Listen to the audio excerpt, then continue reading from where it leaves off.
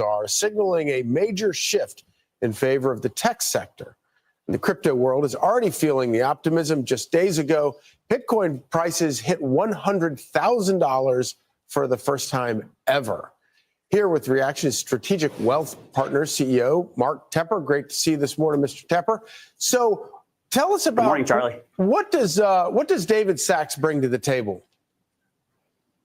Well, look, I mean, I think overall, the one thing that stands out with all of President Trump's nominees and appointees is that he's not selecting academics. He's not selecting authors who've written about the theory of crypto or Bitcoin. He's choosing doers, real world people. They've done this before. They rolled up their sleeves. They've been in the trenches. They are doers. So the message from President Trump is clear. He wants to deliver on all of his pre-election promises and make us the crypto capital of the planet. When you look at David Sachs in particular, he's certainly pro-crypto. Blue Chip Crypto 3. Now we're going to cover the fact that the United States is about to change its monetary status, and it's going to lean towards crypto. I've been saying this for years. It's finally happening now. So the way that you interact with money is going to be 10 times totally different, faster, quicker. Say, for instance, if you need to get a home loan, and a home loan probably let's just say the home loan it generally takes, 30 days, 30 to 90 days to get pre-approved. What happens if you can get pre-approved in a fraction of a second? Because you don't have to go through the bank. Say, for instance, you're sending money overseas. What happens if you don't have to use Western Union? You can directly send them directly to the person's wallet. All they have to do is download a wallet, send it via their wallet address directly to them. They have the coins in a fraction of a second in any world denomination that they want or in any world crypto that they want. So this is the way of the future. Let's get it. Let's go. He's a venture capitalist from Silicon Valley who has invested in crypto startups. He owns crypto. He was one of the early investors in Palantir, who's one of the biggest AI players out there. So it is very crystal clear that President Trump means what he said, and he wants to make us the biggest crypto player in the world. It's such a great point. And Trump, in every arena, he surrounds himself by people who are these doers. It's such a terrific point. So what are some of the things that David Sachs and Donald Trump are going to be doing in this area?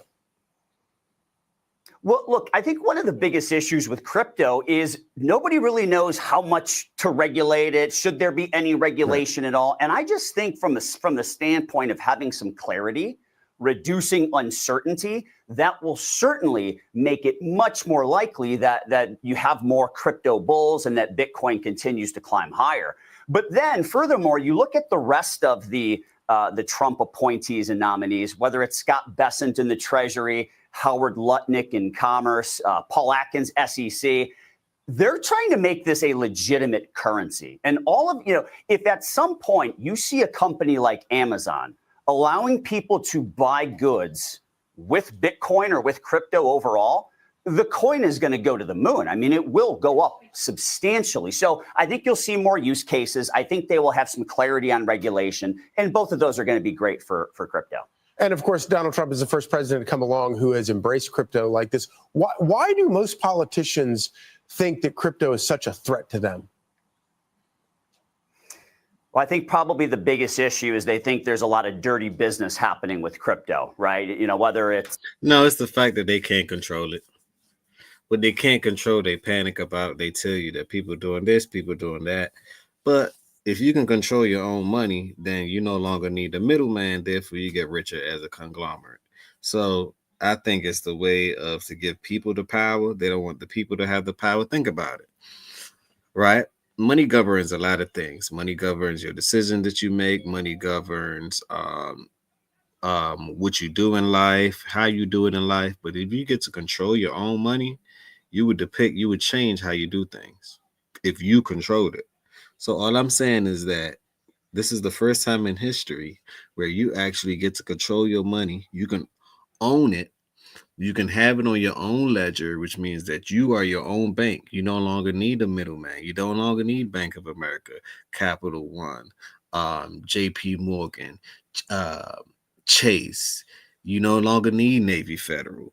You don't need them anymore. All you need is an address on your phone, and all somebody else needs is an address to receive. So basically, you need a sender, you need a receiver, and you have the technology to bind the two, and that's all you need. Au revoir. Welcome to the new world. Au revoir. Let's go. Some drug deals or Right. ransoms. There's a lot of that. So I think that's kind of a black mark on crypto. But when you look at the technology, the blockchain technology, when you look at the ease of transfer, it is a legitimate currency. And I believe that the people who are in place right now are certainly going to further legitimize that.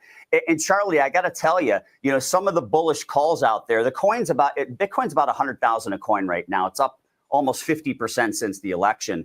Mike Novogratz of Galaxy Digital, maybe a month or so ago, he said that if Trump is able to build a Bitcoin reserve, which he's talked about, it could go to 500,000 a coin. Wow. Another research resource that I read, BCA Research, said it's going to 200,000 a coin, and there is no qualification for a Bitcoin reserve. So when you look at all these people, it seems like the coin is going to continue to climb higher. And of course, they also don't like it because they can't control it. Mark Tepper, thank you so much. You see how he snuck that in there? They also like it because he can't control it, or the bankers can't control it. Therefore, the people finally won, and the technology is right in front of them, and only 1% of the people on the global world actually know about these things. Most of these people still don't know that these things are happening right now. Why do you think there's so many other distractions? Like so many, right? So many. And my prediction is it's going to be, let's just say in 20 years, like Michael Saylor said, it's going to be worth at least $13 million. So for every one that you don't have, holy. But let's continue. Let's go on to the next. Let's see what they project for the next news cap. Leave your comments down below. Let's go.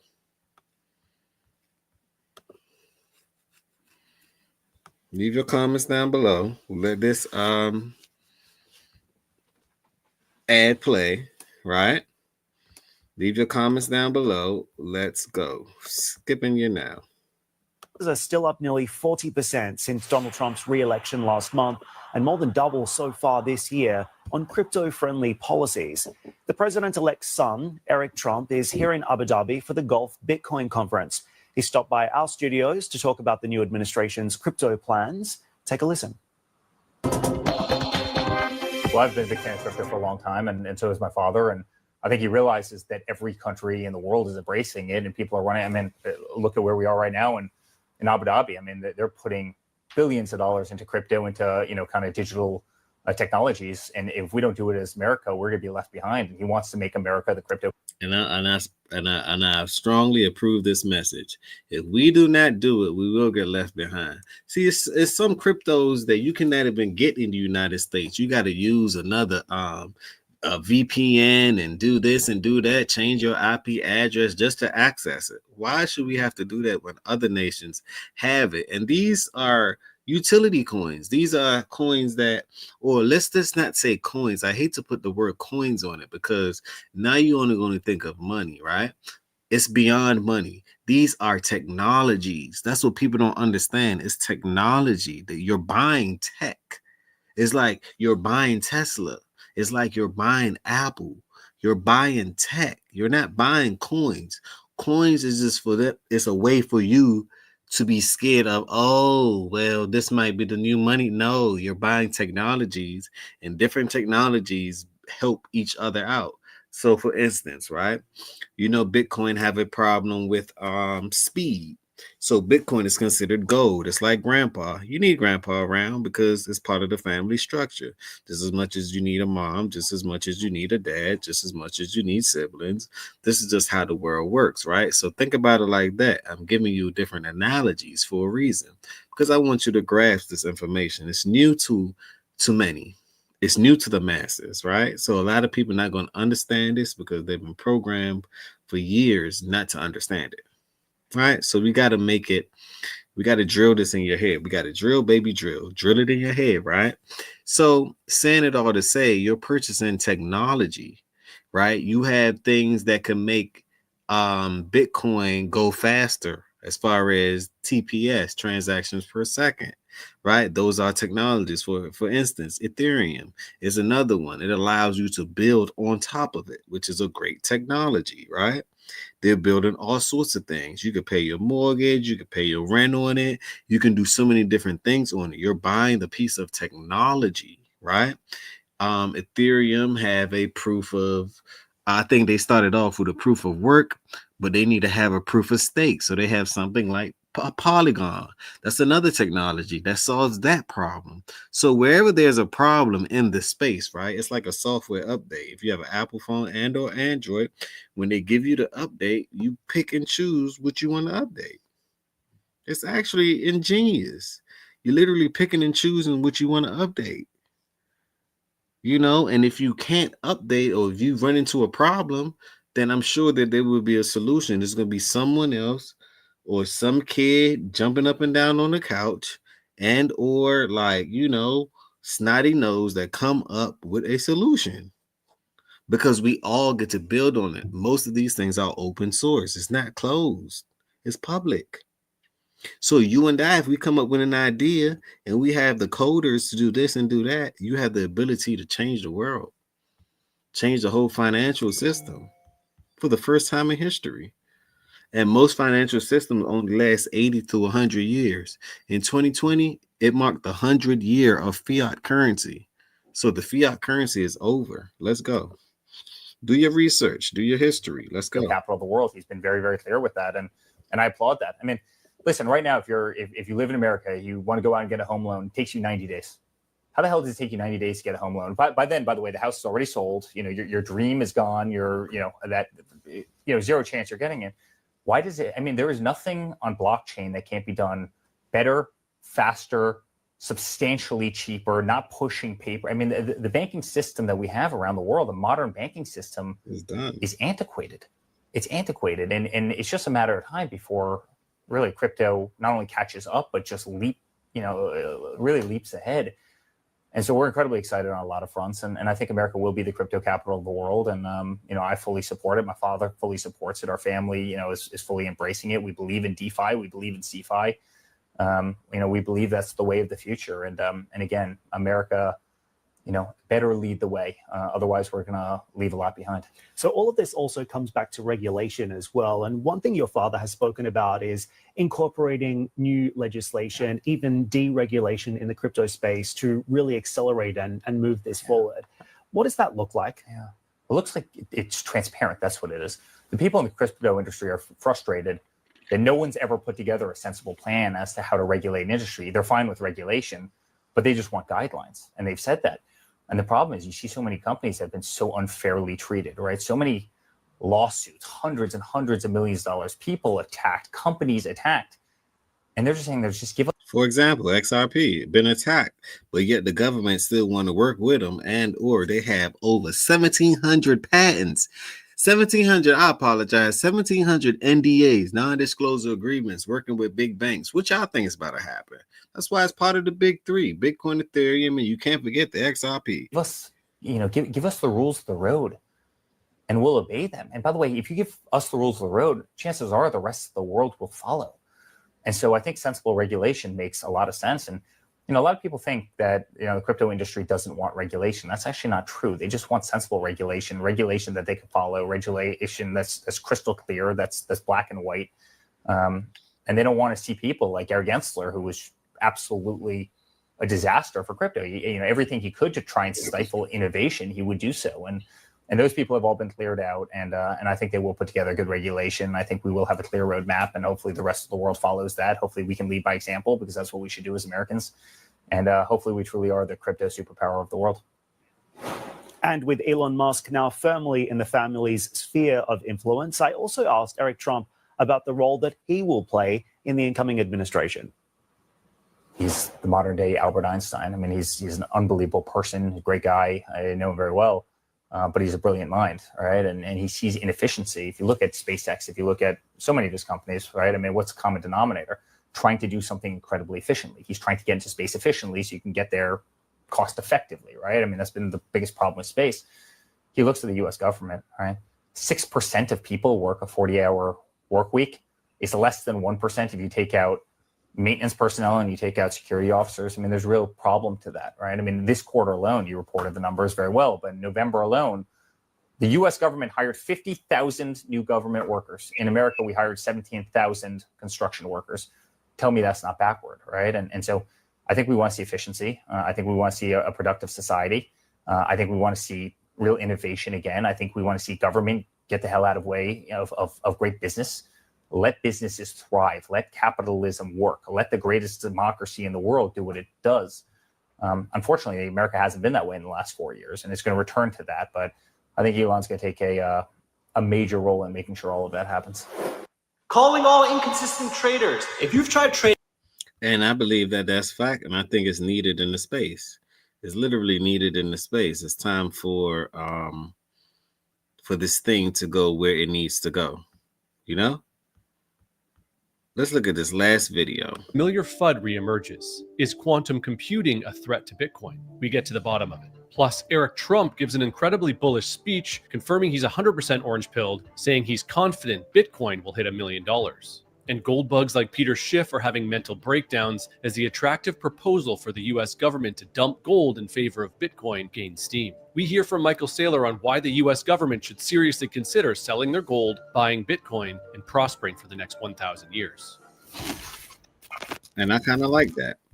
I think that's... Well, 100K Bitcoin was pretty short-lived, as we bounced around just below and above over the weekend, and have started this week with a swift correction back down around $95,000. So is the top in? I've got some data to suggest we're not even close to the top, more on that a bit later. But first, what is causing the Bitcoin sell-off? One theory that gained a lot of traction online was that the announcement from Google caused the sell-off. Google claimed yesterday that their quantum chip Willow solved in 5 minutes what classical computers couldn't crack in billions of years. They claim the 105-qubit chip brings insane error correction and is a leap towards practical quantum computing. Now, if you've been in Bitcoin for a while, you've likely heard this FUD before, that Bitcoin is not quantum resistant, and so once we inevitably get full-on quantum computing, the network's private keys will be hacked. So is this true? Well, the short answer is no. Bitcoin relies on 2 types of encryption, ECDSA-256, which is what the network uses to encrypt its digital signatures, and SHA-256, which is what the network's proof-of-work hashing algorithm uses. Cracking ECDSA-256 would require over 1 million qubits. Willow's mere 105 qubits isn't even close. So rest assured your private keys are safe for the time being. Guessing a Bitcoin private key is so hard, it's essentially impossible. A Bitcoin private key is just a really large number, 256 bits long. There are 2 to the 256 possible private keys. Just to give you an idea how big that is, that's trillions and trillions of times more atoms than exist in the observable universe.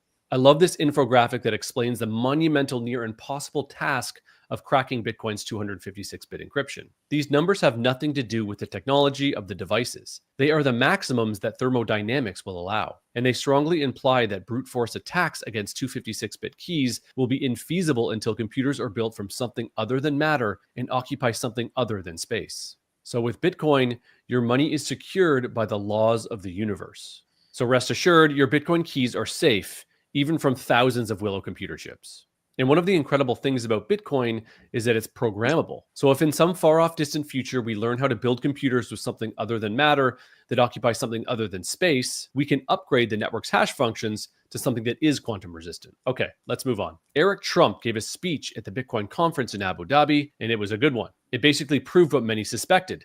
The younger Trumps are 100% orange-pilled. Here's a clip. I can tell you a lot of eyes were opened when Bitcoin hit 100,000. And I can tell you a hell of a lot more eyes are going to be opened when Bitcoin hits 1 million. And I'm confident it's going to hit 1 million. I think we're all confident in this room that it's going to hit 1 million. But now more than ever before, now after everything I've witnessed, having maybe the greatest look behind the curtains of anybody on Earth into what the systems truly are, how the systems are manipulated, Bitcoin is actually proving to be the greatest complement to the hard assets our family loves so much. You know, just like real estate, obviously Bitcoin's scarce. There's only 21 million. I don't need to tell anybody in this room that. You know, name another commodity that's capped. Name another commodity that as prices go up, it's not further exploited. Guys, if gold ever went to $20,000, you'd be tearing down this building. You'd be looking in the concrete pillars over there. You'd be trying to mine gold. You'd be changing the supply dynamics. With Bitcoin, you can't. You know, with Bitcoin's supply is capped. That scarcity, that hard limit, it makes it incredibly valuable, especially as these assets are being purchased in the billions. That's why you see the price skyrocket the way it is. But unlike real estate, Bitcoin's not tied to geography. It's global. It's instantly liquid.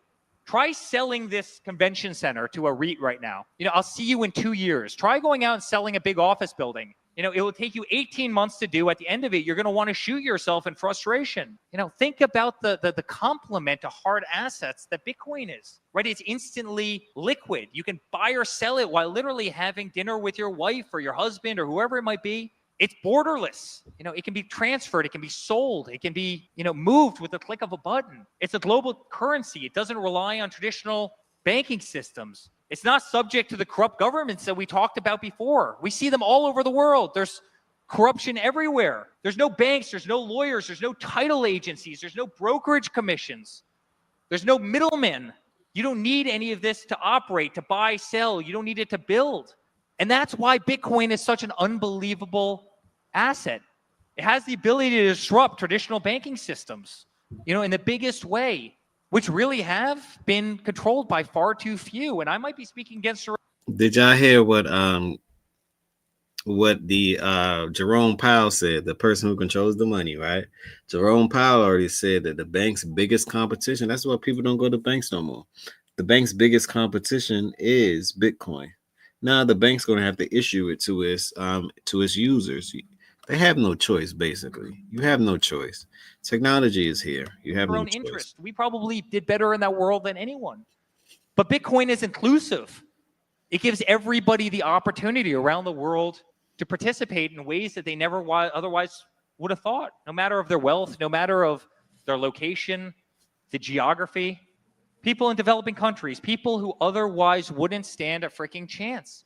It gives them tremendous opportunity. And people very rarely ever say that about Bitcoin. It's a beautiful thing, and it's the thing that should be celebrated. It's the thing that should be embraced by all. So besides helping us meet. Now, I left the link to that video right there in the source description. Make sure you guys click on that.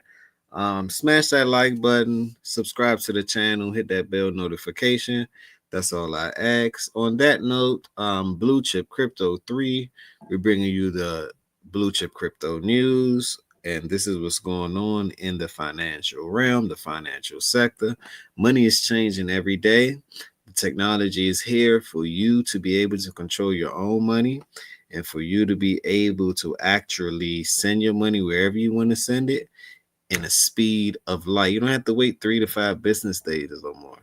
You no longer needs to do that. On that note, subscribe to the channel, smash that like button. I'm out. Peace.